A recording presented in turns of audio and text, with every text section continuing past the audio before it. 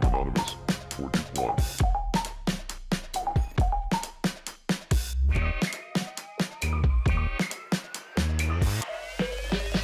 Hola a todas y a todos. En este vídeo vamos a abordar un asunto bastante complejo. Trataremos de responder brevemente a una pregunta que puede parecer elemental. ¿Qué es una buena fotografía?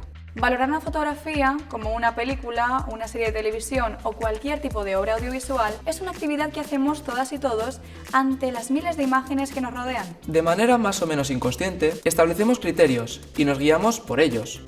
Sentimos preferencias por ciertos géneros fotográficos y por el trabajo de algunas fotógrafas y fotógrafos.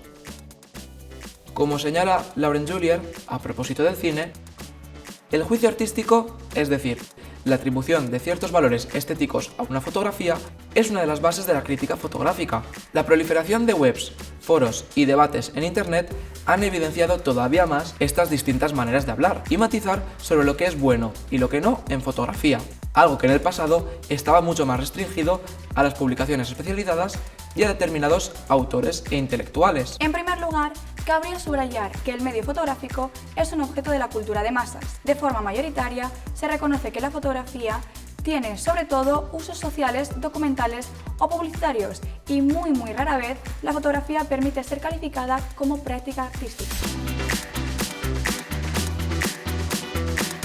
Si nos preguntamos en qué radica el valor de una fotografía, nos podemos encontrar con un amplio abanico de respuestas, todas de interés, sin duda. Algunos pueden apelar al valor histórico de una determinada fotografía. Por ejemplo, Vista desde la ventana en Le Gras, de Nicéphore Niépce. Fue tomada en 1826, 13 años antes del nacimiento oficial de la fotografía, para lo que fue necesaria una captura de más de 8 horas de duración.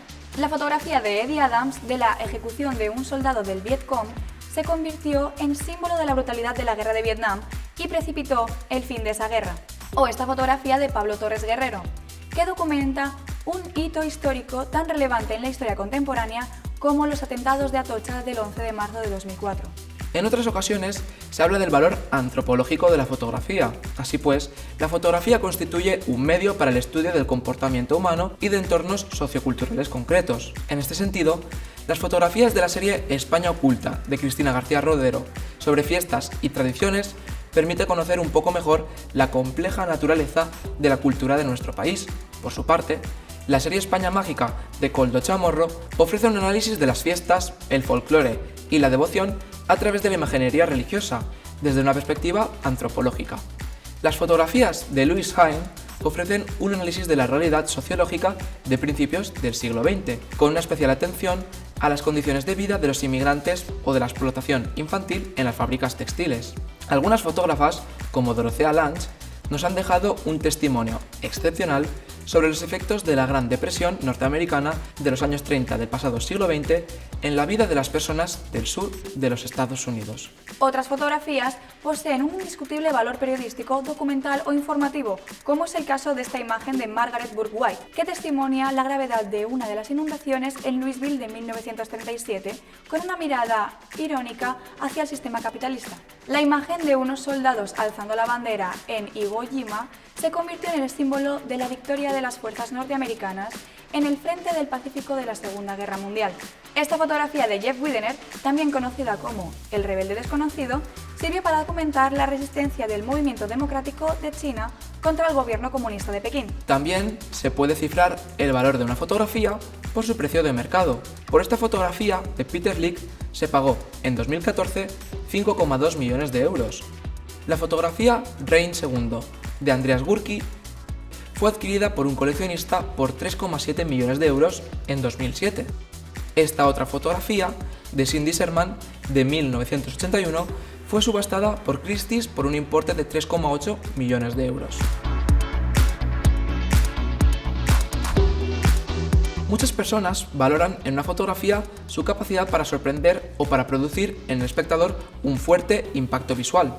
La fotografía de Charles Evetts muestra una vista vertiginosa, con un grupo de obreros colgados en lo alto de un edificio en la construcción del Rockefeller Center. Haussmann obtuvo este retrato de Dalí en esta escena surrealista tras 6 horas de trabajo y 28 intentos. Esta famosa fotografía de Doisneau forma parte de una serie de imágenes captadas a transeúntes mientras dirigen sus miradas oblicuas al cuerpo desnudo de una mujer en una pintura de un escaparate. Es frecuente apreciar el valor de una fotografía por su nivel de perfección formal o por el nivel de dominio técnico del autor o autora.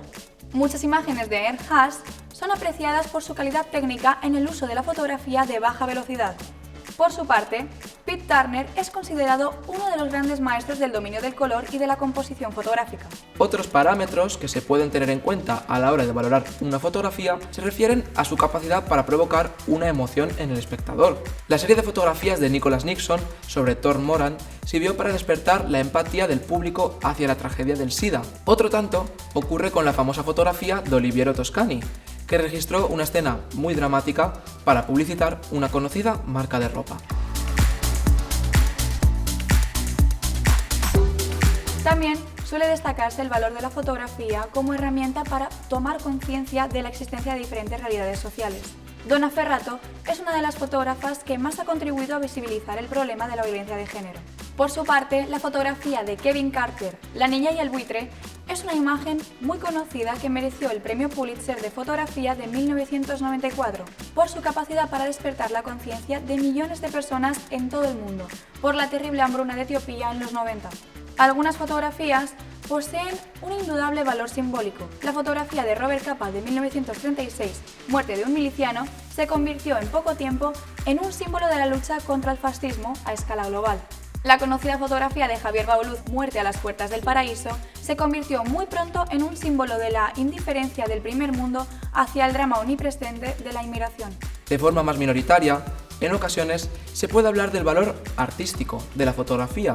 En estos casos, se remite a la capacidad de la fotografía como expresión creativa, con capacidad para suscitar diversas interpretaciones y para cuestionar la naturaleza misma de la representación fotográfica. Las fotografías de Edward Weston sobre naturalezas muertas, como su serie sobre pimientos, son imágenes poderosas y evocadoras que remiten a las formas y contornos del cuerpo humano. Un efecto similar consigue Robert Mapplethorpe con su serie sobre flores y orquídeas, que están cargadas de fuerte erotismo. Esta fotografía, de Jeff Wall, es una cita literal de la xilografía de Hokusai, resultado de la unión de más de 100 fotografías, con la que se crea la ilusión de una escenografía inventada. Por último, nos podemos encontrar con fotografías que desafían nuestra forma de ver las propias representaciones fotográficas y de suscitar reflexiones sobre la naturaleza de la imagen. De este modo, la serie de fotografías Las cosas son raras de Duane Michels constituye una forma elegante de cuestionar la naturaleza de la propia expresión fotográfica. Algo similar sucede con la serie de fotografías Google Grammars de Joan Fontcuberta, que le sirve para cuestionar el estatuto de veracidad de la fotografía. Como hemos visto, existen muchas formas de apreciar el valor de una fotografía y es probable que incluso se puedan determinar más aún. Esperamos que el tema os haya resultado interesante. ¡Hasta pronto!